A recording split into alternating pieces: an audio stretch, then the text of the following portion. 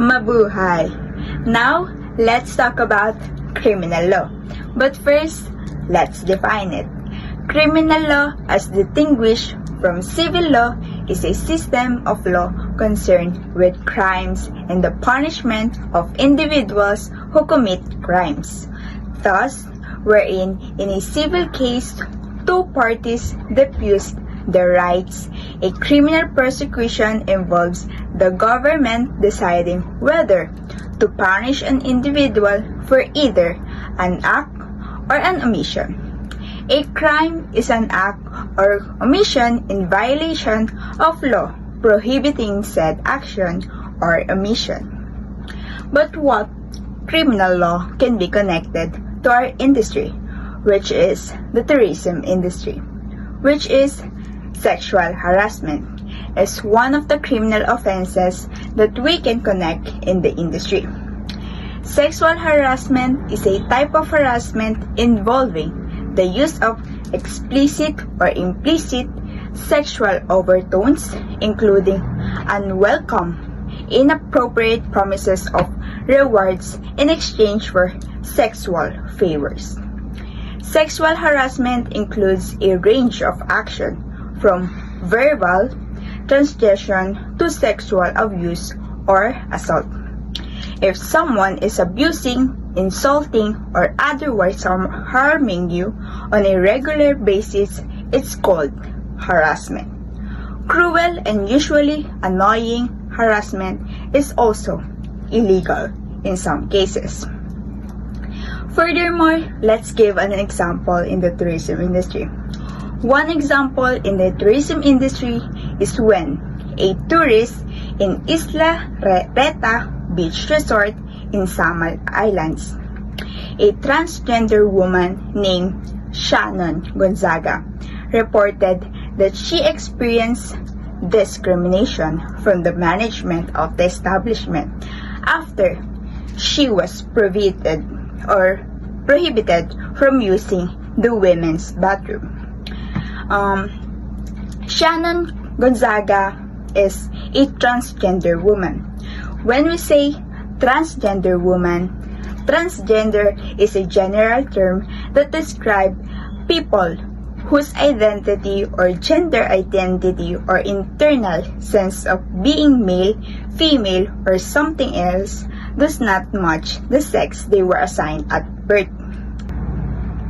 Moreover, yung transgender woman na si Shannon naligo at nagbihis sa CR or restroom ng mga babae dahil kinoconsider na niya na babae siya, kaya doon siya nag-CR.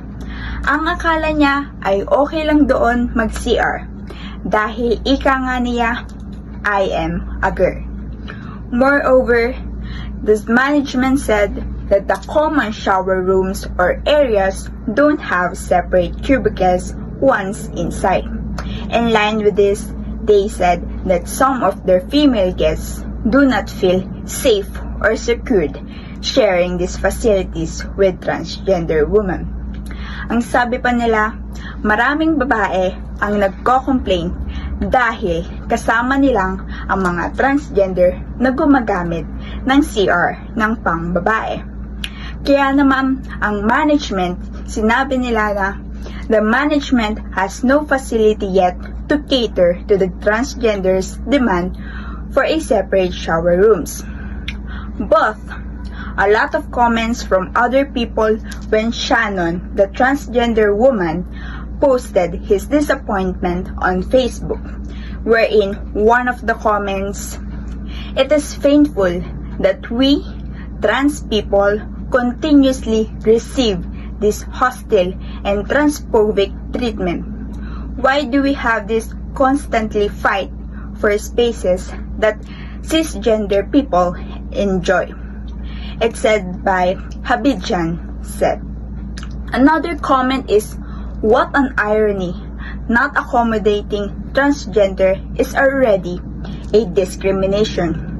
Why not admit that your customer service is poor and apologize sincerely instead of blaming out discrimination?" And moreover, another user wrote, avoid the issue of discrimination, but this is clearly discrimination amongst transgender people by not letting them in. The owner needs awareness. No wonder the staff were ignorant and rude in handling the situation. May pinagmanahan pala. Ayan ang mga comment na tanggap ng mga people sa Facebook. Kaya naman nakarating ito sa management dahil nagtrending ang post ni Shannon. Furthermore, the said resort on Wednesday confirmed that it has a policy not to allow transgender to use the female shower area and that the management has no facility yet to cater to the transgender demand for a separate room. Furthermore, supporting Gonzaga or Shannon, the University of the Philippines of Babaylan said that the policy itself is discriminatory or discrimination and emphasized that trans women are women. And is this, as many other cases have been proven, trans people are actually the ones getting harassed in restrooms. Numerous people, transgender advocacy groups, through a joint statement, also scored the resort, saying the policy violates a person's basic right and dignity. Kaya naman, the resort's owner's statements tries to justify their discriminatory policy and the incident of harassment through remarks that sake of stigma and prejudice. Aside from it being an act of gender-based discrimination, it violates a person's basic rights and dignity. Pero, ang tanong, ano nga ba ang ginawa ng DOT sa case na ito? The Department of Tourism will investigate a resort in Salmon Island over a sexual harassment and gender discrimination complaint against employees, management, and the resort itself. Department of Tourism, the provincial government to sanction the resort and enact a corresponding policy against discrimination.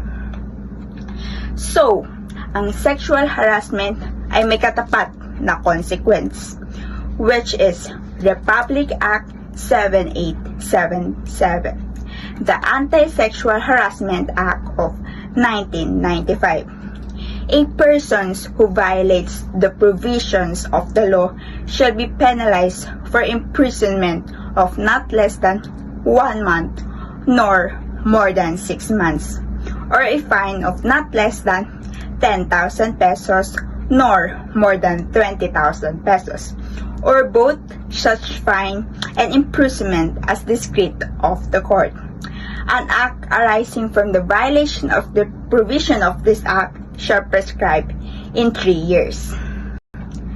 With the case of Shannon, in the end, the Isla Reta Beach Resorts bans transgender woman and man in the said islands, and it has a discrimination on the part of Isla Reta Beach Resort. With the DOT is an advocate of gender equality in mainstreaming and does not tolerate any form of gender-based harassment nor discrimination in its system, structures, policies, program, and processes. We enjoin the entire tourism industry to abide by national laws on gender development. Kaya naman, pinopromote ng DOT ang gender equality, nor ang discrimination. Kaya naman, sa naranasan ni Shannon, ito ay nagpapatunay ang discrimination ay very rampant sa ating country. Kaya naman dapat magkaroon tayo ng isang law, which is the Law of the Republic Act 7877. So furthermore, we have another issue of the flight attendant, which is discriminates and unlawful to the flight attendant or women. Further, it is not relevant that the rule is not directed against all women but just married women, and where the employer discriminates against married women but not against married men. The variable is sex, and discrimination is unlawful. Upon the other hand, a requirement that a woman employee must remain unmarried could be justified as bona fide occupational qualification, or rather BFQO, where the particular requirements of the job would justify the same, but not on the ground of a general principle, such as the desirability of spreading work in the workplace. Ang isang employee, ni-require niya or may policy sila na ang mga babae ay hindi pwedeng magpakasal, especially yung mga flight attendant. Kaya naman dito sa issue na to, yung flight attendant ay natanggal dahil magpapakasal na siya. Kasi naniniwala ang employer na kapag nag-married ang women, may mga consequences or may mga works na hindi niya na magagawa dahil magkakaroon na rin siya ng family, pregnancy, and other things. So, a requirement of that nature would be valid provided it reflects an inherent quality reasonably for satisfactory job performance. Thus, in one case, a no marriage rule applicable to both male and female flight attendants was regarded as unlawful since the restriction was not related to the job performance of the flight attendants. Kaya naman, yung isang flight attendant ay nag-process ng law or nag-process siya ng kaso sa employer niya dahil hindi siya pinapayagan na makasal dahil nga ang employer ay may sinusunod na policy. Kaya naman ang ginawa ng employer ay tinanggal niya ang flight attendant nang walang abiso. Moreover, meron tayong law or the state shall afford protection to labor, promote full employment and equality in employment, ensure work or equal work opportunities regardless of sex, race, or greed, and regulate the relations between workers and employees. The state shall assure the right of workers to self-organization, collective bargaining, security of tenure, and just and humane condition of works. Moreover, we cannot agree to the respondents' provisions that the termination from employment of flight attendants on account of marriage is fair and reasonable standards designed for their own health, safety, protection, and welfare, as no basis has been laid thereof. Actually, the respondents claims that it is concerned is not so much against continued employment of flight attendant merely by reason of marriage as observed by the Secretary of Labor, but rather on the consequence of marriage pregnancy. Kaya naman, yung employer na-terminate. So, in the end, the employee that terminated the employment of flight attendant is hereby dismissed for lack of merit with double cost against the petitioner. So, with this case, flight attendant win. So, ang employer niya ay may sanction with the Republic Act 7877. Alam natin na nava-violate ang ating basic rights, lalo na kapag may kaharapatang sexual harassment, discrimination, or kahit ano pa yan, pasok yan sa criminal law at may consequences sa Republic Act 787. Kaya pag alam nating nasa tama tayo, ipaglaban mo. Because at the end, the Department of Tourism or the Republic Act of Tourism of 2009, an act declaring a national policy for tourism as an engine of investment, employment, growth, and national development, and strengthening the Department of Tourism and its attached agency to effectively and efficiently implement that policy and appropriating funds thereof.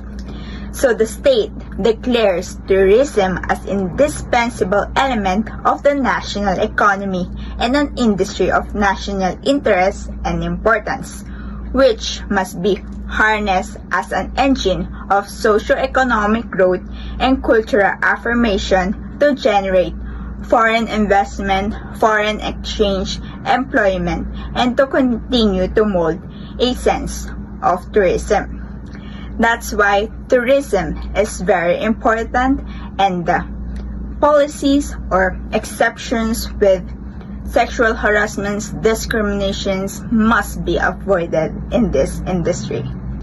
To further discuss what criminal law is, the deep definition and inclusion of criminal law, penalties, and others, here is the part 2 of our discussion.